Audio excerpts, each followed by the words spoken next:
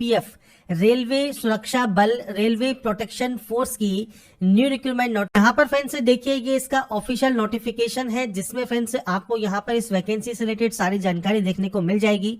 15 अप्रैल से 14 मई 2024 तक आप इसमें ऑनलाइन आवेदन कर सकते हैं।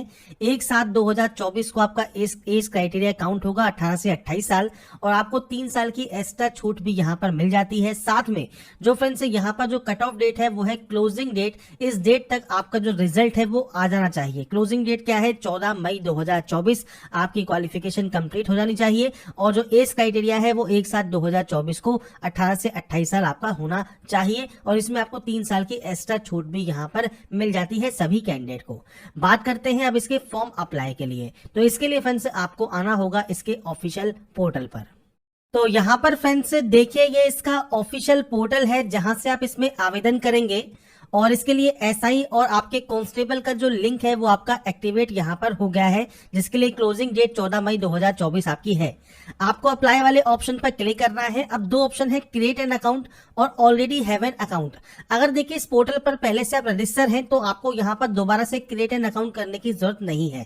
जैसे फ्रेंड्स आप यहाँ पर इस ऑप्शन पर क्लिक करते हैं तो आपसे कहता है कि अगर आपने टेक्नीशियन पोस्ट के लिए अगर आपने यहाँ पर आवेदन किया हुआ है या फिर एएलपी के लिए आवेदन किया हुआ है तो आपको दोबारा से यहाँ पर रजिस्टर करने की जरूरत नहीं है। आप डायरेक्टली फ्रेंड्स से लॉगिन सेक्शन पर जा सकते हैं और यहाँ से ऑलरेडी हैव एन अकाउंट से आप लॉगिन कर सकते हैं।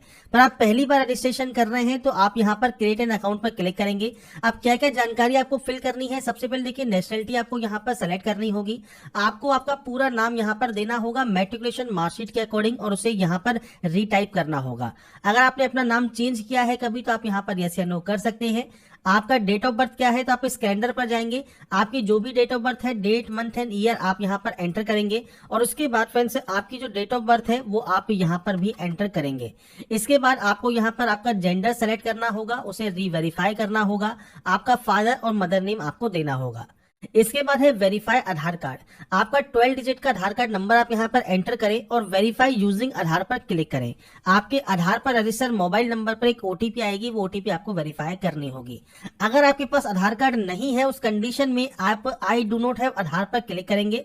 इसके बाद आप कोई भी ID proof, driving licence, passport, PAN card, voter ID आप सेलेक्ट कर सकते हैं।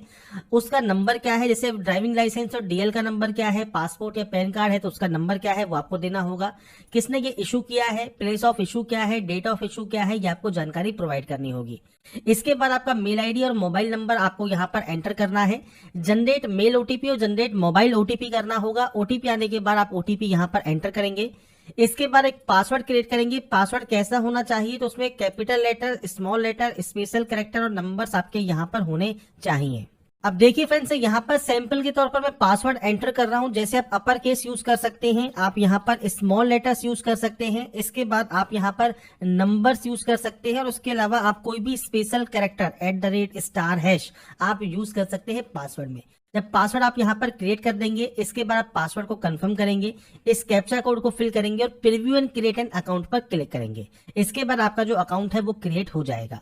क्योंकि हमने पहले से अकाउंट क्रिएट किया हुआ है तो इसलिए हम होम सेक्शन पर जाएंगे, ऑलरेडी हैंड अकाउंट पर जाएंगे और मोबाइल नंबर और जो पासवर्ड आपने क्रिएट किया है और एक कैप्चा कोड डालकर लॉगिन कर लेंगे।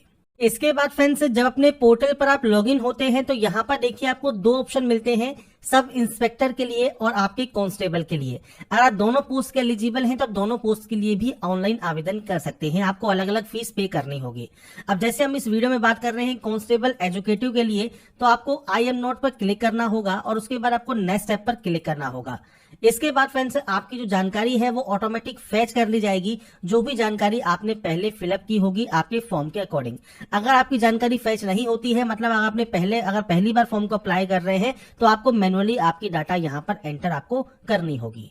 इसके लिए फ्रेंड्स सबसे पहले मैरिटल स्टेटस आपको सेलेक्ट करना होगा, रिलीजन सेलेक्ट करना होगा, मदर टंग कौन सी है वो आपको सेलेक्ट करना होगा, चॉइस ऑफ लैंग्वेज क्या है एग्जामिनेशन के लिए वो आपको सेलेक्ट करना है, और कोई भी आइडेंटिफिकेशन मार्क जैसे कोई कट का निशान, कोई मोल, कोई बर्न का निशान है आपके चेहरे, हाथ, पैर पर आप उसकी जानकारी दे सकते हैं। आपका कम्युनिटी सर्टिफिकेट कौन सा है, SC, ST, OBC, EWS वो आप सेलेक्ट करेंगे। सर्टिफिकेट नंबर क्या है, किसने ये इशू किया है वो आप जानकारी सेलेक्ट कर सकते हैं।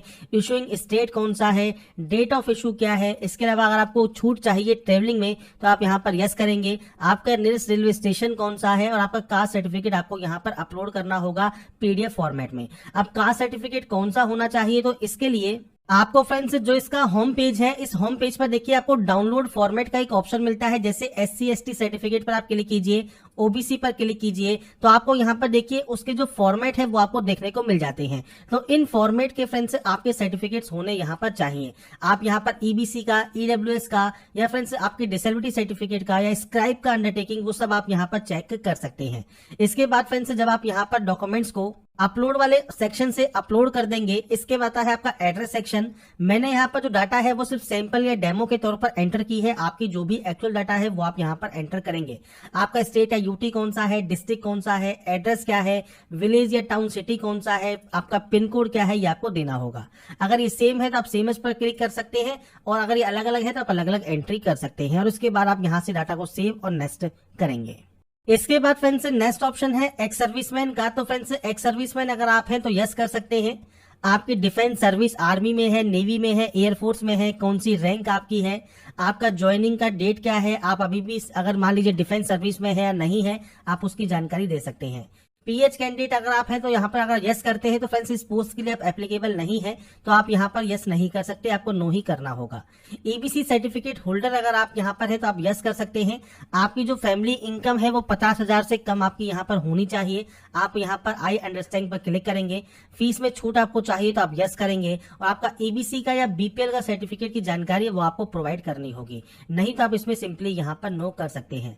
इसके अलावा फ्रेंड्स अगर आप एम्प्लॉई हैं इंडियन रेलवेज में तो आप यस लो कर सकते हैं। करंट डिपार्टमेंट या ऑर्गेनाइजेशन कौन सी है आपकी, अगर आप प्रेजेंटली वर्किंग है तो नहीं तो आप नॉट एप्लीकेबल करेंगे। एक्ट अप्रेंटिसशिप अगर आपने किया है तो आप यहाँ पर यस कर सकते हैं, नहीं तो आप यहाँ पर नो करेंगे। इसके बाद फ्रेंड्स नेक्स्ट ऑप्शन आता है आपकी बैंक डिटेल्स का। अब ये क्या काम आता है, तो ये आता है रिफंड ऑफ फीस के लिए। तो फ्रेंड्स जब अपनी आप CBT यहाँ पर देंगे तो आपकी जो फीस है, जैसे जनरल OBC EWS के लिए 500 रुपए फीस आपकी लगती है, जिसमें 400 रुपए आपको दिए गए बैंक अकाउंट में, जो भी आप अकाउंट देंगे उसमें रिफंड हो जाएंगे, और बाकी अदर कैटेगरी जो 250 रुपए फीस है वो आपको रिफंड कर दी जाएगी CBT में अपेयर होने के बाद। तो यहाँ पर फ्रेंड्स आपका account holder name, IFSC code, account number, bank का नाम, आपके अकाउंट नंबर क्या है, ये जानकारी आपको यहाँ पर प्रोवाइड करनी होगी। या आपके बैंक की पासबुक पर इसकी जानकारी आपको देखने को मिल जाती है। इसके बाद आप डाटा को सेव करेंगे, नेक्स्ट स्टेप पर क्लिक कर देंगे। इसके बाद फ्रेंड्स आता है क्वालिफिकेशन सेक्शन। अब देखिए इस पोस्ट के लिए जो मैंडेटरी क्वालिफिकेशन है वो आपकी 10th है। अब 10th की एंट्री हम पहले ही कर चुके हैं, पर अगर आपको कोई भी एडिट करना है तो आप इस एडिट पर जाएंगे।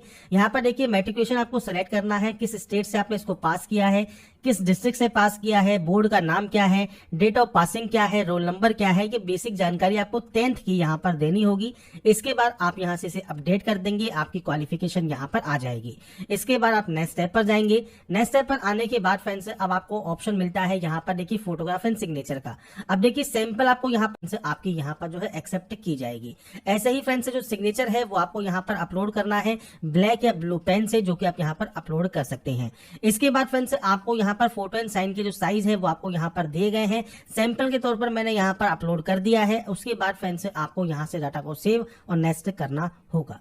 इसके बाद फ्रेंड्स नेक्स्ट ऑप्शन यहाँ पर आता है आपके प्रीव्यू का। तो यहाँ पर देखिए सबसे पहले आप डिक्लेरेशन करेंगे, आपके प्लेस का नाम आप मेंशन करेंगे, जहां से आप इस फॉर्म को अप्लाई कर रहे हैं उस जगह का नाम आप मेंशन कर देंगे।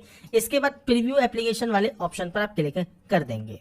तो यहाँ पर फ्रेंड्स जो भी जानकारी आपने अभी तक फिल की है उसका प्रीव्यू आप चेक कर सकते हैं। अगर आपको लगता है कोई भी गलती हो गई है तो आप आई है रीचेक पर क्लिक कर सकते हैं कि आपने कोई भी गलती नहीं की है। कोई गलती है तो एडिट पर जाकर उस गलती को सही कर ले, नहीं तो आप यहाँ से इसे सबमिट कर देंगे। सबमिट करने के बाद फ्रेंड्स अब आपको यहाँ पर पेमेंट करना होगा, और पेमेंट जो आपका लगने वाला है वो आपको यहाँ पर शो करता है। इसके बाद आपको यहाँ पर देखिए पे नाउ का एक ऑप्शन मिलेगा, आप इस ऑप्शन पर क्लिक कर देंगे।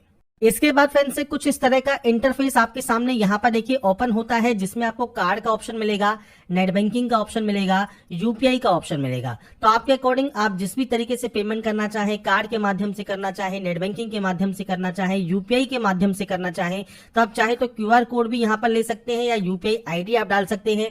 नेट बैंकिंग है तो आप नेट बैंकिंग सेलेक्ट कर सकते हैं किसी भी बैंक की, और उसके बाद पे नाउ पर क्लिक करके आपके पेमेंट को आप वेरीफाई यहाँ से कर सकते हैं। इसके बाद फ्रेंड्स जब आपका पेमेंट यहाँ पर वेरीफाई हो जाएगा, कंप्लीट हो जाएगा, आपका फ्रेंड्स पेमेंट आपको यहाँ पर देखिए कंप्लीट शो करेगा। इसके बाद फ्रेंड्स आप यहाँ पर व्यू एप्लीकेशन पर क्लिक करके आपके एप्लीकेशन फॉर्म